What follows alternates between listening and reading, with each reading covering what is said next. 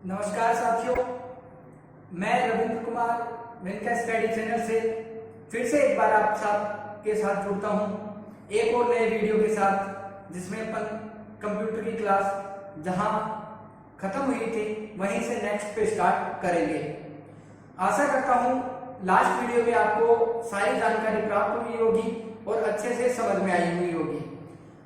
अब जो अपन आगे पढ़ने जा रहे हैं वो भी कंप्यूटर का ही चैप्टर है। इसी डेटा कम्युनिकेशन का चैप्टर अगर आगे बढ़ने जा रहे हैं, तो अगर आपको पिछले चैप्टर में कहीं पे भी कोई भी डाउट है, कोई भी दिक्कत है, तो आप बेझिझक उसे कमेंट के द्वारा पूछ सकते हैं। तो चलो भाई, आज का लेक्चर स्टार्ट करते हैं। जहां अपन ने लास्ट क्लास खत्म की थी वहीं से आगे का लेक्चर स्टार्ट करते हैं। एक बार रिवाइज कर लेते हैं कि लास्ट क्लास में अपन ने क्या डिस्कस किया था। तो लास्ट क्लास में अपन ने पढ़ा था कि डेटा कम्युनिकेशन किसे कहते हैं, संचार किसे कहते हैं। जब दो कंप्यूटरों के मध्य किसी भी प्रकार के डेटा का आदान प्रदान किया जाता है तो उस प्रक्रिया को संचार कहा जाता है। तो जो ये संचार है, डेटा का आदान प्रदान है, ये कुछ संकेतों पर निर्भर करता है। जो भी डेटा है वो कुछ संकेतों के द्वारा भेजे जाते हैं। वो संकेत कौन कौन से हैं? वो संकेत हैं आपके डिजिटल संकेत, एनालॉग संकेत और हाइब्रिड संकेत। अपन ने पढ़ा था कि वे संकेत जो 0 और 1 की भाषा में होते हैं, जो कंप्यूटर की भाषा होती है उसमें होते हैं, उन्हें डिजिटल संकेत कहा जाता है। और जो वेव की तरंगों के रूप में कंप्यूटर में पहुंचाए जाते हैं और कंप्यूटर में लगे मॉडेम द्वारा उसे 0-1 में डिजिटल में कन्वर्ट किया जाता है, ऐसे संकेतों को एनालॉग सिग्नल कहा जाता है। और वे सिग्नल जो एनालॉग भी होते हैं और डिजिटल भी होते हैं, उन्हें हाइब्रिड सिग्नल कहा जाता है। तो ये 2-3 प्रकार के सिग्नल हैं जिनके द्वारा डेटा कम्युनिकेशन संपन्न किया जाता है। तो अब आगे की बात करें, आगे डेटा कम्युनिकेशन में इंटरनेट में जो भी डेटा आदान प्रदान किया जाता है उसमें क्या चीजें काम में आती हैं। तो अब संकेतों के बाद जो नेक्स्ट चीज आती है वो डेटा कम्युनिकेशन की विधियां हैं कि डेटा जो आपके संदेश हैं, सूचनाएं हैं, उनको किन विधियों के द्वारा पहुंचाया जाता है, वो किन विधियों के द्वारा संपन्न की जाती हैं। तो सबसे पहली जो विधि है वो है सिंप्लेक्स मेथड या सिंप्लेक्स विधि। भाई एक चीज याद रखना, कोई भी डेटा कम्युनिकेशन हो वो हमेशा नेटवर्क के द्वारा ही संपन्न किया जाता है। किसी भी प्रकार का डेटा कम्युनिकेशन बिना नेटवर्क के संपन्न नहीं किया जा सकता। आप एक ही कंप्यूटर पे बैठे हो और उसी में डेटा भेज सकते हो क्या? नहीं भेज सकते। कम से कम 2 का जुड़ाव चाहिए ही चाहिए आपको। तो जो ये जुड़ाव है ये नेटवर्क के माध्यम से होता है। अब नेटवर्क किसे कहा जाता है? जब विभिन्न प्रकार की सूचनाओं के, संसाधनों के माध्यम को शेयर करने के लिए, विभिन्न प्रकार की सूचनाओं को और संसाधनों को शेयर करने के लिए 2 या 2 से अधिक कंप्यूटरों का परस्पर जुड़ाव होता है। तो उस जुड़ाव से जो क्षेत्र क्रिएट होता है उस क्षेत्र को नेटवर्क कहा जाता है। क्या कहा जाता है? नेटवर्क कहा जाता है। सीधा सा मेथड ये है कि जब 2 या 2 से अधिक कंप्यूटरों के मध्य किसी भी प्रकार की सूचना का आदान प्रदान हो रहा है और विभिन्न प्रकार के आपके जो डिवाइस हैं, संसाधन हैं, उनका आदान प्रदान हो रहा है, तो उस चीज को नेटवर्क कहा जाता है। और नेटवर्क के द्वारा डेटा कम्युनिकेशन संपन्न किया जाता है।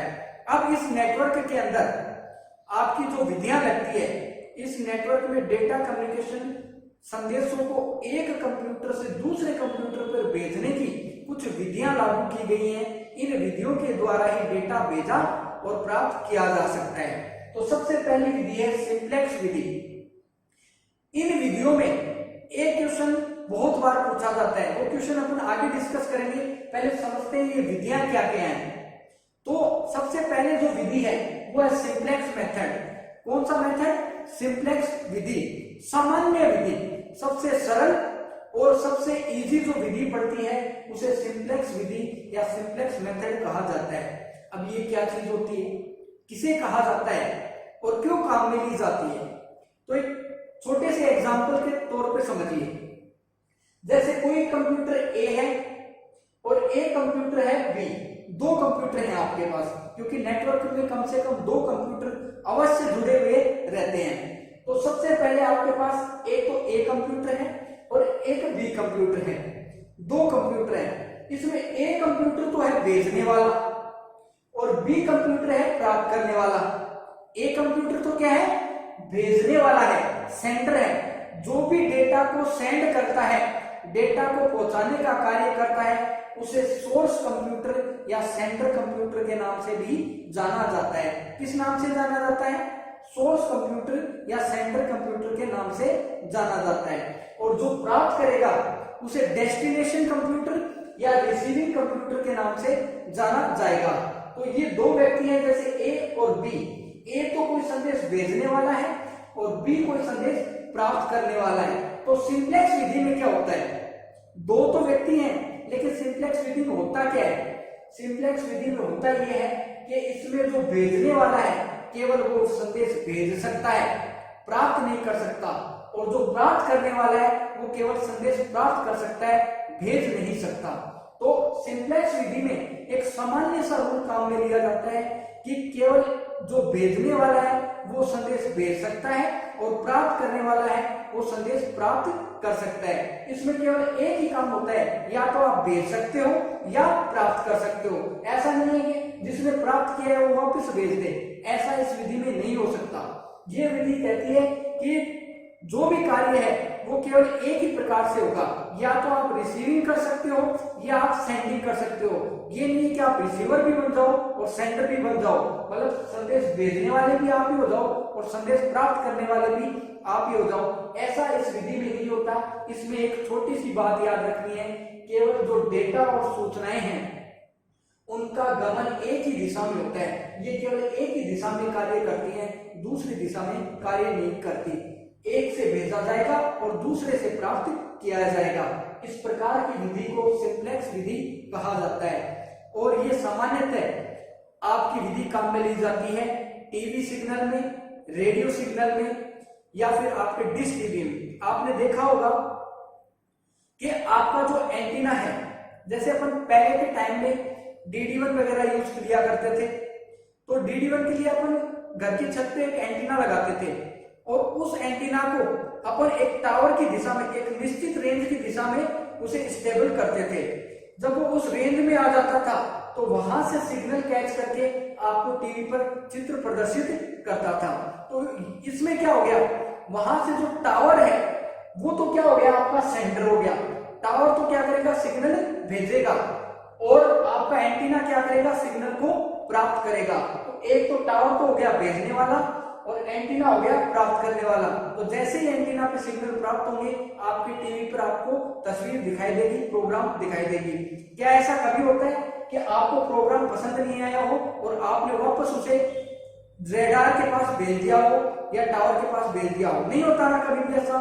तो इस प्रकार की जो विधि है वो रेडियो सिग्नलों में, टीवी संकेतों में और डिश टीवी में जो काम में ली जाती है, डिश वगैरह में जो डेटा कम्युनिकेशन किया जाता है, सूचनाओं को भेजा और प्राप्त किया जाता है, वो केवल एक ही दिशा में होता है। आप रेडियो पे कोई सॉन्ग वगैरह सुन रहे हो, कोई न्यूज वगैरह सुन रहे हो, तो केवल आप उसे सुन सकते हो, वापस भेज नहीं सकते। तो ऐसी विधि सिंप्लेक्स विधि कहलाती है, सामान्य विधि कहलाती है। आशा करता हूं आपको ये समझ में आया होगा, और कहीं पे भी कोई भी दिक्कत आए तो आप कमेंट के द्वारा उसे पूछ सकते हैं। अब सेकंड पे आते हैं, मोस्ट इंपोर्टेंट है, सबसे इंपोर्टेंट विधि यही है।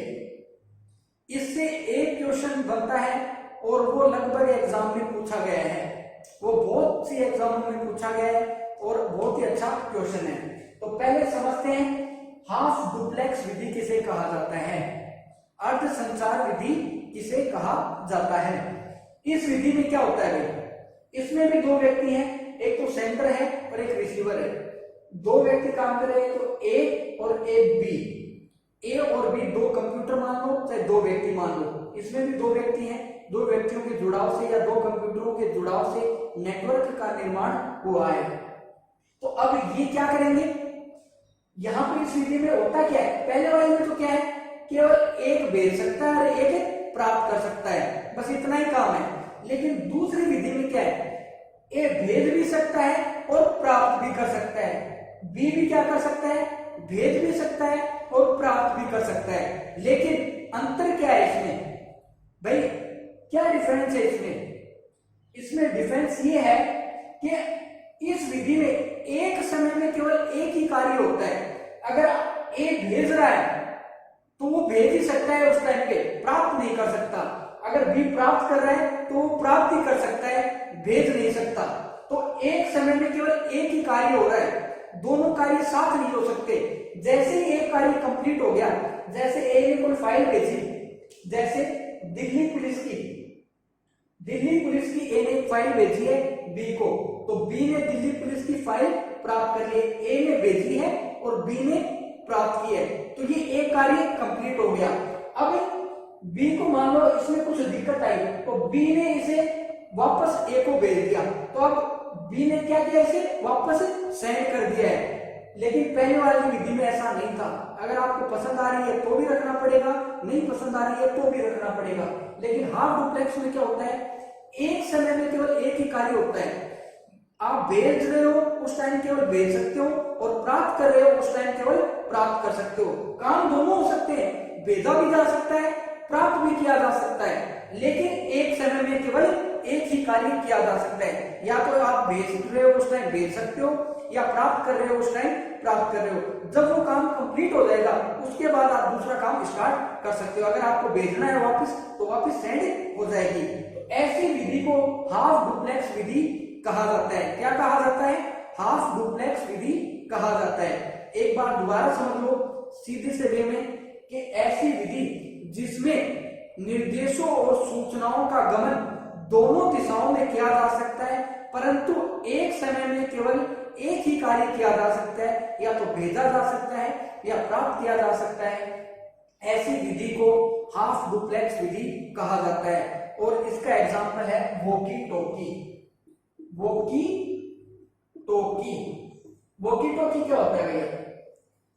आपने पुलिस वगैरह को या फिर किसी बड़े फंक्शन वगैरह में आपने माइक सा देखा होगा, एक रेडियो सिग्नल सा, जिसमें उनको संदेश प्राप्त होते हैं कि यहाँ पे ये कार्य चल रहा है। उस यंत्र को वॉकी टॉकी कहा जाता है। मोस्टली पुलिस वाले इसे यूज में लेते हैं।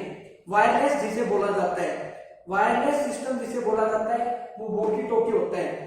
उसमें संदेश भेजा भी जा सकता है, प्राप्त भी किया जा सकता है, लेकिन एक समय में केवल एक ही कार्य होता है। जैसे कंट्रोल रूम से पुलिस वालों के पास कोई सिग्नल आ रहा है, कोई संदेश आ रहा है कि मान लीजिए यहाँ पे कर्फ्यू की स्थिति है और आपको कर्फ्यू लगाना है, ऐसा कोई निर्देश आ रहा है, तो उस टाइम वो उसे सुन ही सकते हैं। जब उनका प्रोसेस कंप्लीट हो जाएगा तब उसका वो जवाब दे सकते हैं। तो एक समय में केवल एक ही कार्य हुआ है, या तो भेजा गया है या प्राप्त किया गया है। ऐसे सिग्नल को हाफ डुप्लेक्स कहा जाता है। ऐसी विधि को हाफ डुप्लेक्स विधि के नाम से जाना जाता है। तो इसका सबसे अच्छा उदाहरण है वॉकी टॉकी, और एग्जाम में पूछा गया है, बहुत बार एग्जाम में ये पूछा गया है कि हाफ डुप्लेक्स विधि का उदाहरण कौन सा है। हाफ डुप्लेक्स विधि का उदाहरण कौन सा है? आपको 4 ऑप्शन देगा, radio, TV, telephone, walkie talkie. तो राइट आंसर होगा वॉकी टॉकी। हाफ डुप्लेक्स विधि का उदाहरण है वो है वॉकी टॉकी। सबसे ज्यादा क्वेश्चन इसी में पूछे जाते हैं कि हाफ डुप्लेक्स वॉकी टॉकी किसका उदाहरण है, या हाफ डुप्लेक्स विधि का उदाहरण कौन सा है। तो आशा करता हूं आपको हाफ डुप्लेक्स विधि समझ में आई होगी। ऐसी विधि जिसमें संदेश दोनों तरफ तो जा सकते हैं, परंतु एक समय में या तो प्राप्त किया जा सकता है या भेजा जा सकता है। ऐसी विधि को हाफ डुप्लेक्स विधि के नाम से जाना जाता है। नेक्स्ट एंड फाइनल आती है फुल डुप्लेक्स विधि। कौन सी आती है? फुल डुप्लेक्स विधि, पूर्ण संचार विधि। अब ये क्या होती है? आशा करता हूं कुछ बच्चे तो इसे पहले ही समझ गए होंगे कि फुल डुप्लेक्स विधि कौन सी होती है। ऐसी विधि जिसके अंदर डेटा का गमन दोनों दिशाओं में समान रूप से किया जा सकता है, फुल डुप्लेक्स विधि कहते हैं। ऐसी विधि जिसमें डेटा का गमन दोनों दिशाओं में पूर्ण रूप से किया जा सकता है, फुल डुप्लेक्स विधि कहा जाता है। इसमें क्या होता है? इसमें डेटा ए द्वारा बी को भेजा भी जा सकता है उसी समय में, और प्राप्त भी किया जा सकता है। दोनों दिशाओं में गमन हो रहा है। देखिए दोनों दिशाओं में डेटा का संचरण किया जा रहा है। यहाँ पे क्या है, एक बारी में तो जा रहा है और एक बारी में आ रहा है, इस प्रकार का है, और इसमें सिर्फ जा ही रहा है, आ नहीं रहा है, तो ऐसी विधि है। तो फुल डुप्लेक्स विधि क्या होती है, जिसमें डेटा या सूचनाएं दोनों दिशाओं में समान रूप से गमन करती है, फुल डुप्लेक्स विधि कहलाती है। फॉर एग्जाम्पल, आपका टेलीफोन संचार, मोबाइल संचार, मोबाइल में आप एक समय में सुन भी सकते हैं, बात भी कर सकते हैं। ऐसा थोड़ी ना है कि आप सुन रहे हो, उस टाइम केवल सुन ही सकते हो, बोल नहीं सकते। आप दोनों काम कर सकते हो, सुन भी सकते हो उसी समय और बोल भी सकते हो। तो ऐसी विधि को फुल डुप्लेक्स विधि कहा जाता है। ऐसी विधि जिसमें डेटा का गमन दोनों दिशाओं में समान रूप से किया जाता है, फुल डुप्लेक्स विधि कहलाती है। तो ये 3 विधियां हैं डेटा संचरण की, जो सबसे ज्यादा काम में ली जाती हैं। इन्हीं के ऊपर क्वेश्चन पूछे जाते हैं। तो आशा करता हूं आपको ये तीनों विधियां अच्छे से समझ में आ गई होंगी, और कोई भी दिक्कत हो तो आप कमेंट के द्वारा पूछ सकते हैं। एक बार दोबारा इसको रिवाइज कर देता हूं। पहली है सिंप्लेक्स विधि, ऐसी विधि जिसमें केवल डेटा एक ही दिशा में भेजा जा सकता है, सिंप्लेक्स विधि के नाम से जानी जाती है। ऐसी विधि जिसमें डेटा एक ही दिशा में भेजा जा सकता है, सिंप्लेक्स विधि कहलाती है। और इसके उदाहरण हैं टीवी सिग्नल, रेडियो सिग्नल और डिश टीवी सिग्नल। ये तीनों के तीनों सिंप्लेक्स विधि के उदाहरण हैं। कौन सी विधि के उदाहरण याद रखना भाई, क्वेश्चन उदाहरण से ही आता है। क्वेश्चन उदाहरण से ही आता है कि रेडियो सिग्नल कौन सी विधि का उदाहरण है, रेडियो प्रसारण कौन सी विधि का उदाहरण है, टेलीविजन प्रसारण कौन सी विधि का उदाहरण है। तो कौन सी विधि का उदाहरण है, सिंप्लेक्स विधि का उदाहरण है। नेक्स्ट आता है हाफ डुप्लेक्स विधि, ऐसी विधि जिसमें डेटा दोनों तरफ तो गमन कर सकते हैं, परंतु एक समय में केवल एक ही कार्य किया जा सकता है, या तो डेटा को भेजा जा सकता है या प्राप्त किया जा सकता है। ऐसी विधि को हाफ डुप्लेक्स विधि के नाम से जाना जाता है। कौन सी विधि के नाम से जाना जाता है, हाफ डुप्लेक्स। दोनों दिशाओं में तो जा सकते हैं, लेकिन एक समय में केवल एक ही दिशा में गमन करेंगे, ऐसी विधि को हाफ डुप्लेक्स विधि कहा जाता है। और इसका मुख्य उदाहरण है वॉकी टॉकी, जो वायरलेस यंत्र काम में लिया जाता है, उसे वॉकी टॉकी के नाम से जाना जाता है, और ये हाफ डुप्लेक्स विधि का उदाहरण है। अब बात करते हैं फुल डुप्लेक्स, ऐसी विधि जिसमें दोनों दिशाओं में समान रूप से डेटा का गमन किया जाता है, फुल डुप्लेक्स विधि कहलाती है। और इसका उदाहरण है मुख्य रूप से आपका मोबाइल सिस्टम और टेलीफोन सिस्टम, इसके मुख्य उदाहरण हैं। तो आशा करता हूं आपको अब अच्छे से समझ में आ गया होगा कि सिंप्लेक्स विधि क्या है, हाफ डुप्लेक्स क्या है, फुल डुप्लेक्स क्या है। जब भी इस पे क्वेश्चन आए आप इसे आसानी से कर सकें। एक बार क्वेश्चन राइट डाउन कर लीजिए। इसका जो क्वेश्चन है, मेन जो क्वेश्चन बनता है वो 2 ही बनते हैं, आपसे 2 ही मुख्यतः पूछे जाते हैं। वो है, सबसे पहला क्वेश्चन है walkie talkie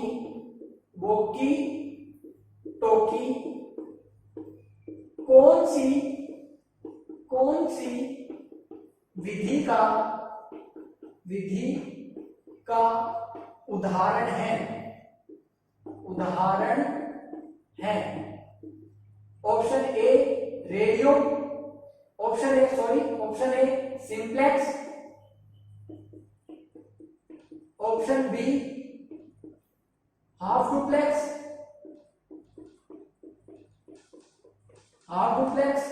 option C full duplex,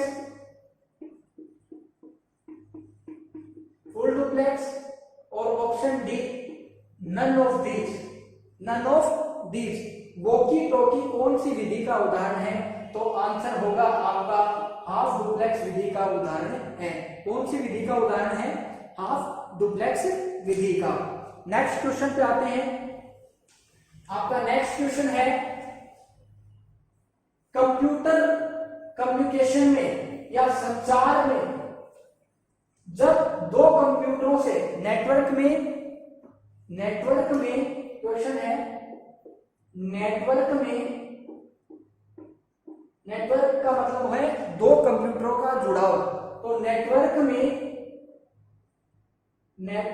में जुड़े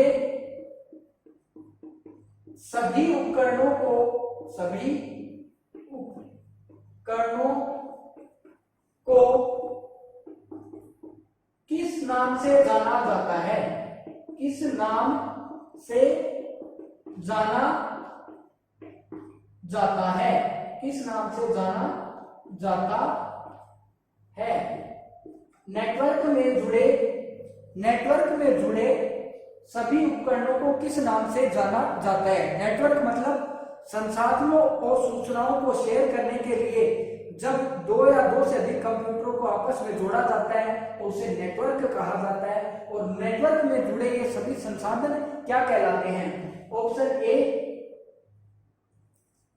node, option B computer,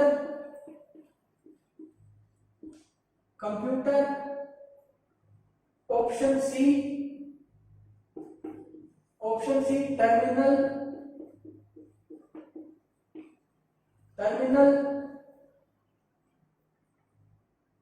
option C terminal, option D both B and C, option B last option है बोथ बी एंड सी।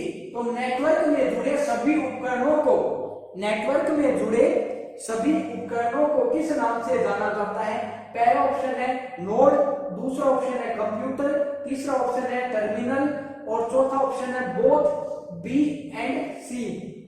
तो इसका आंसर क्या होगा भाई, इसका राइट आंसर हो जाएगा नोड। याद रखना नेटवर्क में जुड़े सभी उपकरण नोड कहलाते हैं। क्या कहलाते हैं, नोड कहलाते हैं। नेटवर्क में जो कुछ भी उपकरण जुड़े होंगे उन्हें नोड के नाम से जाना जाएगा।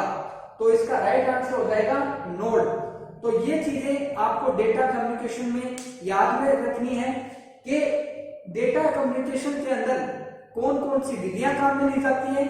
3 विधियां काम में ली गई हैं, सिंप्लेक्स विधि, हाफ डुप्लेक्स विधि, फुल डुप्लेक्स विधि। सिंप्लेक्स विधि का उदाहरण है radio TV signal, half duplex का उदाहरण है वॉकी टॉकी और फुल डुप्लेक्स का उदाहरण है मोबाइल सिस्टम या टेलीफोन सिस्टम। ये तो विधियां हैं। डेटा कम्युनिकेशन के अंदर किस प्रकार के संकेत भेजे जाते हैं, तो संकेत भी 3 प्रकार के भेजे जाते हैं। डिजिटल संकेत 0-1 वाले, एनालॉग संकेत तरंगों वाले संकेत और हाइब्रिड संकेत तरंग और डिजिटल 0 और 1 वाले संकेतों को मिलाकर बने संकेतों को हाइब्रिड संकेत कहा जाता है। तो इस प्रकार से डेटा कम्युनिकेशन संपन्न किया जाता है। तो ये कुछ छोटी सी विधियां थी जो इसके अंदर काम में ली गई थी। आशा करता हूं आप सबको अच्छी लगी होंगी, समझ में आई होगी। इसके ऊपर अपन आगे और भी क्वेश्चन करेंगे। जैसे ही टॉपिक कंप्लीट होता है अपन एक टेस्ट लेंगे जिसके माध्यम से आपकी तैयारियों की जानकारी आपको प्राप्त होगी। तो जो नेटवर्क है इसमें बहुत अच्छे अच्छे क्वेश्चन बनते हैं भाई। जो मोस्ट डिफिकल्ट क्वेश्चन बनते हैं वो भी इसी से बनते हैं और इजीएस्ट बनते हैं वो भी इसी से बनते हैं। एसएससी जो करवा रही है एग्जाम, एसएससी मान के चलना आपके डेटा कम्युनिकेशन से बहुत अच्छे क्वेश्चन पूछेगी, क्योंकि बच्चों ने हिस्ट्री अच्छे से पढ़ रखी है। बहुत बच्चों को पता है चार्ल्स बेबेज कंप्यूटर का पिता है, फर्स्ट जनरेशन में क्या काम में लिया गया था, सेकेंड जनरेशन में क्या काम में लिया गया था। लेकिन डेटा कम्युनिकेशन में ये चीजें आपको अच्छे से तैयार नहीं कराई गई हैं और ना ही बच्चों ने अच्छे से ध्यान दिया है। तो यहाँ पे जो क्लास में आपको कराया जा रहा है आप उसे ध्यान से देखिए। यहाँ पे जो क्वेश्चन करा रहा हूं लगभग क्वेश्चन आपको एग्जाम में मिलेंगे। तय मान के चलिए वही क्वेश्चन कराऊंगा जो आपके पिछले एग्जामों में आए हुए हैं, वही से आपके सारे के सारे क्वेश्चन तैयार हो जाएंगे अगर आपने अच्छे से पढ़ा है। तो आज के लिए इतना ही काफी है और कल मिलते हैं नेक्स्ट वीडियो के साथ। और भी रोचक तरीके से अपन क्वेश्चन करेंगे और आप लोगों से भी करवाएंगे। तो आशा करता हूं आप सभी को दी गई जानकारी अच्छे से समझ में आई होगी। और अगर आपको कहीं पे भी दिक्कत आ रही है तो आप हमें तुरंत कमेंट करके इसकी जानकारी प्राप्त कर सकते हैं। सो थैंक यू, धन्यवाद, जय हिंद, जय भारत।